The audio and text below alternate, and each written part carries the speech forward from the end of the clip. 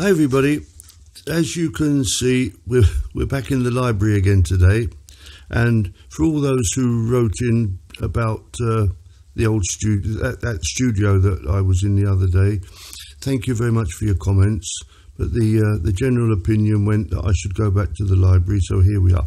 Now I'm going to talk to you today about something that you may or may not be interested in.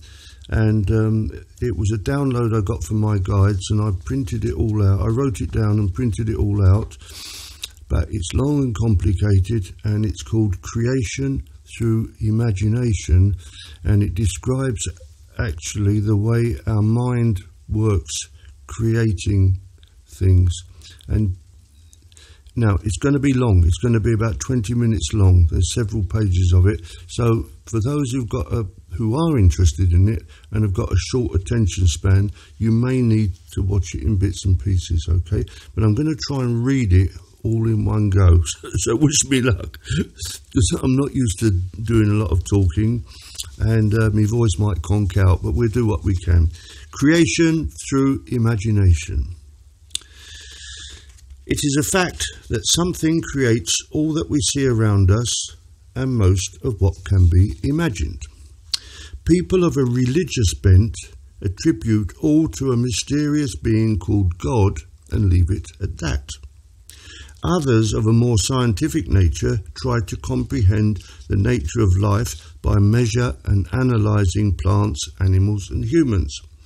When they butt up against events they cannot comprehend or measure, they tend to turn away and ignore the problem. On a slightly different tact, some mathematicians try to analyse, mathematically, the way life is constructed and proudly announce the discovery of different theoretical dimensions represented by formulae traced on a blackboard. None of these actions will uncover the reality of life because none of them are looking in the right direction. God, the creator of all that is not to be found in a theorem, nor under a microscope, nor yet by reading a holy book. The simple truth is to recognise that all is one, and that we are part of and total of that oneness, and we call that oneness God. Further, that oneness is not a physical force. It is a spiritual force of immense scope and power, capable of appearing in a number of dimensions simultaneously. Thus, this God force can appear to be everywhere at once, assuming any form it chooses, from the tiniest object imaginable to the greatest galaxy imaginable. This force is capable of doing this in what appears to be the physical realm and up through all the various levels of reality known as dimensions simultaneously. How can, how can such an incredible feat be achieved? To understand this, it will be necessary for us to enter the realm of imagination. Imagination is considered by most people to be illusion. It is thought of as a childish way of looking at life, not at all connected to reality, and thus not worthy of serious study. In fact, imagination is part of the spiritual makeup of man and is in a large part responsible for the world that is around us all, both in a physical sense and in the spiritual dimensions. It has been said that thoughts are things. It is true. Thoughts create our reality, both the staid, limited thoughts of traditional religions and science, and the vibrant flashes of genius a limited number of people are able to create. Thoughts can be closely connected to imagination and can be combined, so that instead of thoughts coming from the mind of the individual, they are coming from the imagination of the person. Imagination is closely connected to higher mind. and imagination can be linked to higher mind until the two, imagination and higher mind, can work together hand in glove. Then the individual blessed with this creative power will indeed be master of all he surveys, because it will be his higher mind actually creating his reality and helping to influence the creation of all reality, as all are one, and a higher mind released into reality by a powerful imagination is capable of changing the destiny of all. If we look at the global effect that the great masters, Jesus, Buddha and various others have had in influencing the world over considerable lengths of time, we can see the power of a trained imagination working in conjunction with their higher mind has had in educating the world to live in peace together. Eventually, we can see how the effect of evil people using the same process has caused great harm to the world. We must realize that these two forces are constantly opposing each other in the effort to achieve their goal. Excuse me. Good and evil are both aspects of the same force, higher mind and imagination, influencing world events. The source is the same one force, but the results are totally opposed. How is it that this one God force can be poles apart? The study of this will take us into another level of spiritual force that we call will. Will is imagination brought into action. Imagination, all the time it remains in the mind, is just a theoretical force. However, when it is passed to an aspect of personality we call will, then it has the opportunity to take physical form. This physical form can be in the physical realm of Earth, or it can happen in the astral realms, because they have a physical reality in their own planes. So imagination, working in conjunction with the higher mind, forms ideas, some of which are then passed to the will in order for there to be a physical effect. So the physical effect of these three things, higher self, imagination and will, can and do have enormous impact both in physical reality and in astral reality. The war between good and evil rages on. This war, this battle between good and evil will never be lost, because the evil ones who are trying to create chaos are relatively few compared to the vast number of angelic forces who all have their higher selves, imagination and will, highly developed. This positive energy pouring into the astral realms takes time to reach physical reality, so the evil ones who operate directly in the physical plane seem to have a free hand. But rest assured that as and when the positive energy reaches the physical plane, it will negate the negative forces and peace will come to the earth. Give me a moment to get a drink of water, if you please. Cheers.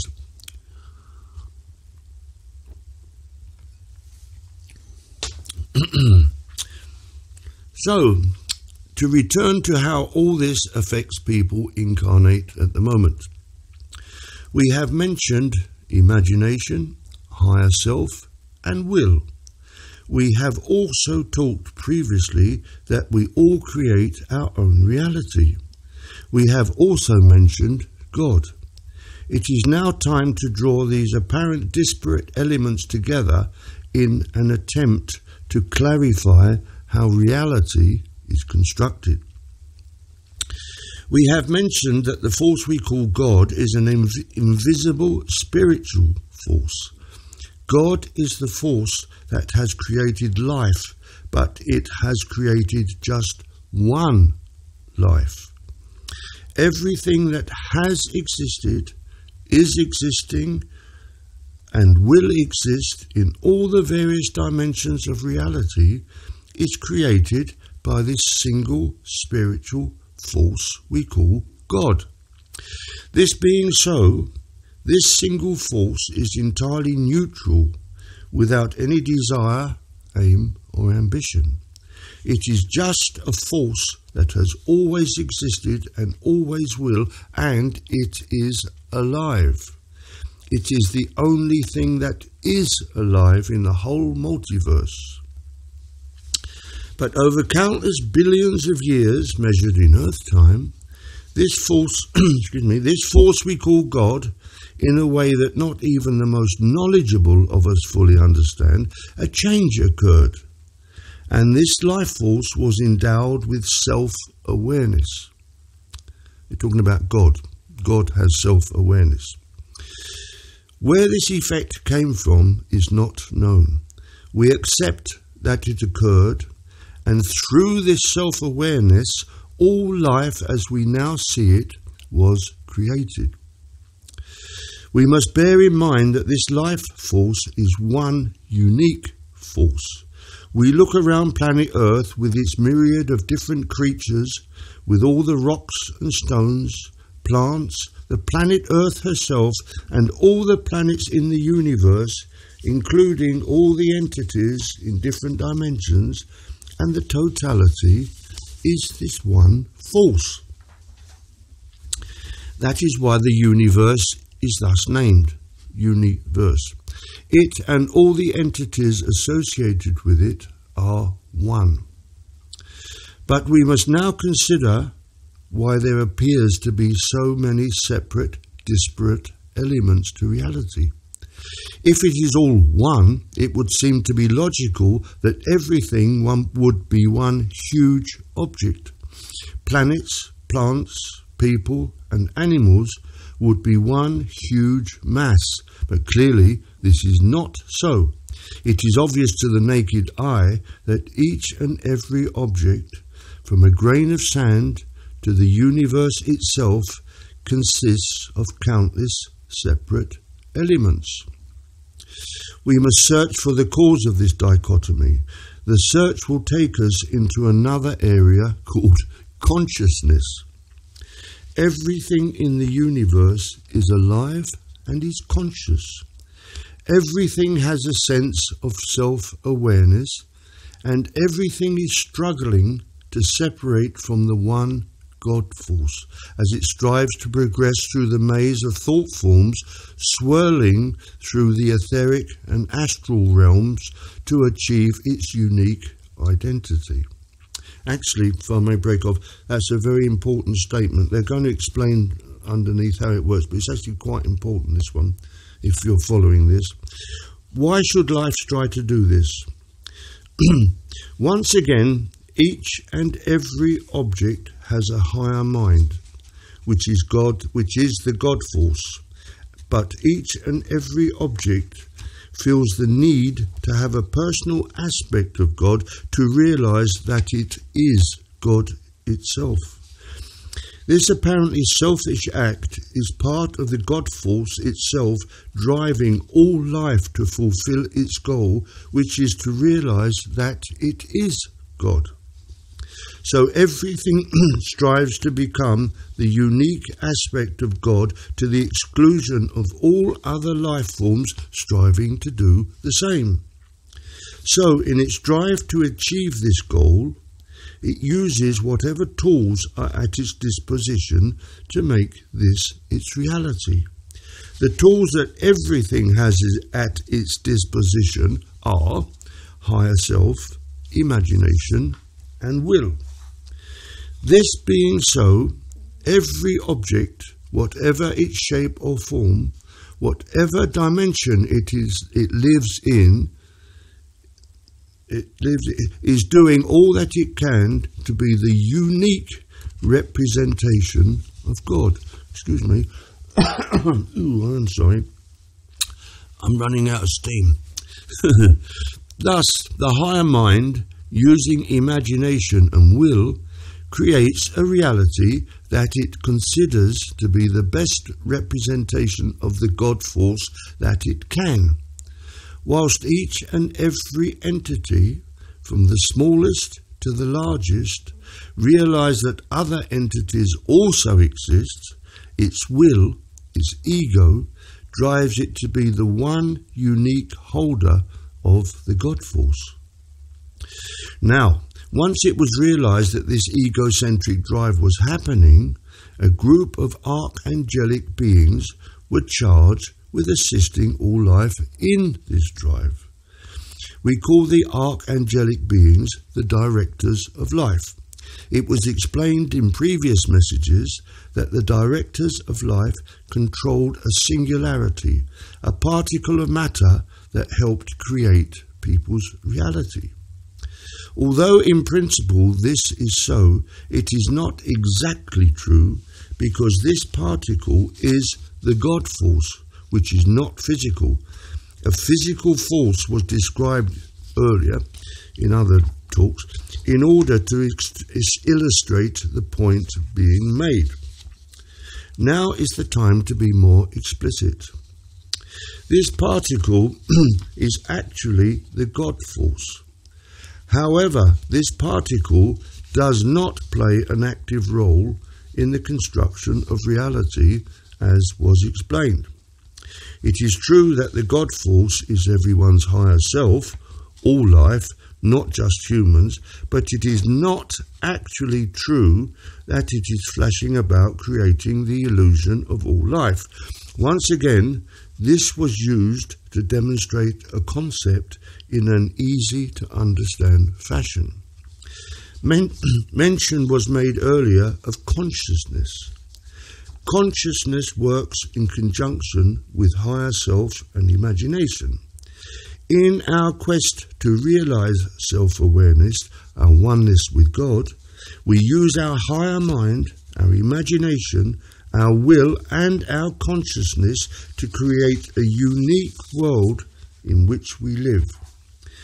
Each and every person creates his own unique reality, as was explained in earlier talks. We haven't got far to go. We must address what is the particle flashing about creating our reality. Quite simply, it is our consciousness. So consciousness is life, and life is God. As we all have consciousness, it is every object's consciousness that creates its reality, no matter what it is, from a grain of sand to a galaxy. It is considered that man is the most aware of God's creations, whatever dimension he is living in, so the directors of life devote a lot of their attention to helping man in creating his reality. Many people have now realized that the creation of reality is actually an illusion. This statement is both true and untrue. It is true that because each and every one creates his own reality, it must be a form of illusion. But at the same time, for the person who has created this reality, it does appear real. However, as we progress along the path to understanding what reality is, we start to realize that we are, in fact, creating a reality that serves us at the time and for that moment, but that reality changes constantly as our awareness of what is and what is not alters. So we realize that all is real at the moment that we experience it, but it is not total reality. Please let me get another drink of water.